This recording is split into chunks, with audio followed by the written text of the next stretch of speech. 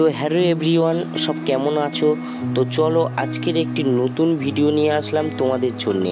তোমরা যেহেতু অনেকে আমার থাম্বনেল দেখে বুঝতে পেরেছো যে ভিডিওটা কী নিয়ে হতে চলেছে।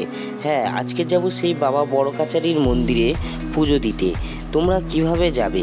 তোমরা এখান থেকে ডায়মন্ড লাইন ধরে চলে আসবে, এসে চলে যাবে আমতলা থেকে তুমি টোটো বা অটো ধরে চলে যাবে বাবা বড় কাচারির মন্দিরে। একদম মন্দিরের সামনে তোমাদেরকে নামিয়ে দেবে। আর আমরা যেহেতু যাচ্ছি মানসিক চোকাতে, তাই আমাদের গাড়ি ভাড়া করা ছিল, তাই আমরা হাতি গাড়ি করে চলে যাচ্ছি মন্দিরে পুজো দেওয়ার জন্যে। সবাই দেখতে পাচ্ছ, সব বসে যাচ্ছি এখন সেই বাবার মন্দিরে। আর বাবার ওখানে গিয়ে তোমাদের সাথে দেখা হচ্ছে। তো চলো, দেখতে পাচ্ছ কথা বলতে বলতে চলে এলাম সবাই মিলে। আর এখানে একটা জিনিস লক্ষ্য করবে যে যদি এখানে কারো ছেলে হয় তারা গোপাল দেয়, আর যাদের মেয়ে হয় তারা লক্ষ্মী কিংবা সখী দেয়। যেহেতু আমাদের ছেলে, তার জন্যে আমরা গোপাল দিয়েছি। আর সবাই মিলে যাচ্ছি এখন বাবার কাছে পুজো দিতে। আর যেতে যেতে দেখতে পাচ্ছ একটা নতুন মন্দির হচ্ছে হনুমানজির, তাই এখান থেকে জয় শ্রীরাম বলে চলে এলাম বাবার কাছে। আর এই হলো সেই দুধ পুকুর। বাবার কাছে যাওয়ার আগে অন্তত দুধ পুকুরে চান কিংবা একটুকুনি জল ছোড়া দিয়ে যাবে।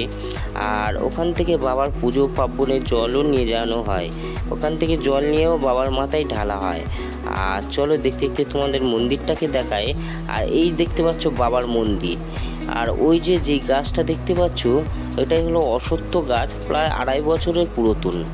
এটা আমি শুনলাম, কিন্তু সঠিক কিনা আমি জানি না, কিন্তু পুরাতন মন্দির অনেক দিনের এটা জানি। আর এখানে এসে একটা জিনিস জানলাম, এখানে বাবাকে আবার ভূতনাথ বলে জানা হয়। আর এখানে বেশিরভাগটা পুজো হয়। এখানে নাকি যারা মনস্কামনা জন্যে করে, তাদের মনস্কামনা নাকি পূর্ণ হয়। সেই অনুযায়ী বাবা এখানে খুবই জাগ্রত। তাই বাবার কাছে প্রচুর ভক্ত আসে, বিশেষ করে শনিবার ও মঙ্গলবার এই দুদিন ভিড়টা একটু বেশি থাকে। বাদবাকি দিনও পুজো হয়। কিন্তু এখানে একটা জিনিস দেখলাম, যে এখানে কোনো পুরোহিত বা পান্ডা নেই। এখানে দুটো পুরোহিত আছে, ওরা পুজো করে দেবে। এখানে আবার তুমি নিজেও পুজো করতে পারো।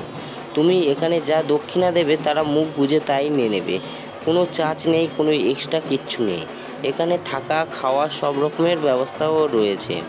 এখানে বসার সিট টিট সবই আছে। এখানে একটা জিনিস দেখবে, তুমি যেইখানে গাড়ি পার্কিং করবে সেইখান থেকে দোকান থেকে তোমার যাবতীয় পূজার জিনিস কিনতে হবে।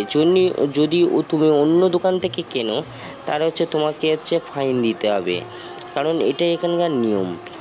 তো চলো আজকের এই অবধি ভিডিওটা। তো ভিডিওটা কেমন লাগলো আমাকে কমেন্ট করে জানাবেন। টাটা। আর সাবস্ক্রাইব করতে ভুলবে না কিন্তু বন্ধুরা।